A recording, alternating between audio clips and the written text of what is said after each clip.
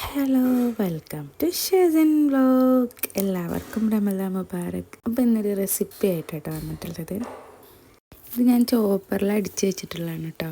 ഉള്ളി, പച്ചമുളക്, മല്ലിച്ചപ്പ്, വേപ്പിൻ്റെ ഇല, പിന്നെ ഇഞ്ചി ചതക്കിയത് കേട്ടോ. പിന്നെ അതിലേക്ക് കടലപ്പൊടി ഇട്ട് കൊടുത്തിട്ടോ.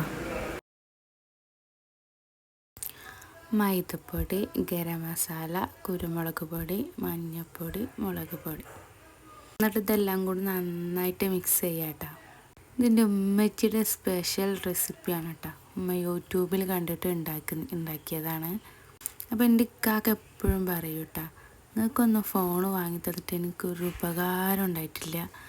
എൻ്റെ ഉമ്മാക്ക് ഫോൺ വാങ്ങിക്കൊടുത്തപ്പോഴാണ് എനിക്ക് ഉപകാരം ഉണ്ടായത് കേട്ടോ.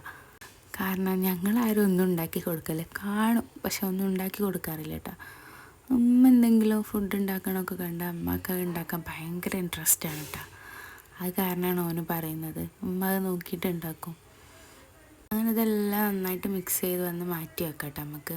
എന്നിട്ട് ഒരു ബൗളിൽ കോഴിമുട്ട പുഴുങ്ങാൻ വെച്ചിട്ടുണ്ട്. അത് പുഴുങ്ങി കഴിഞ്ഞിട്ടുണ്ടെങ്കിൽ നടു കീറിയിട്ട് മാറ്റി വെക്കാം കേട്ടോ. ഇതിൻ്റെ പേരൊന്നും എൻ്റെ അമ്മച്ചിക്ക് അറിയില്ല കേട്ടോ.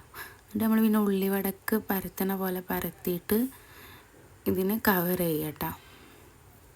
ഒരു സൈഡ് കവർ ചെയ്യണ്ട കേട്ടോ, മൊത്തമായിട്ട് കവർ ചെയ്യണ്ട.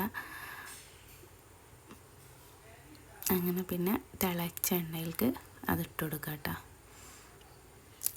സിമ്പിൾ പരിപാടിയാണ് കേട്ടോ, നല്ല അടിപൊളി ടേസ്റ്റാണ്.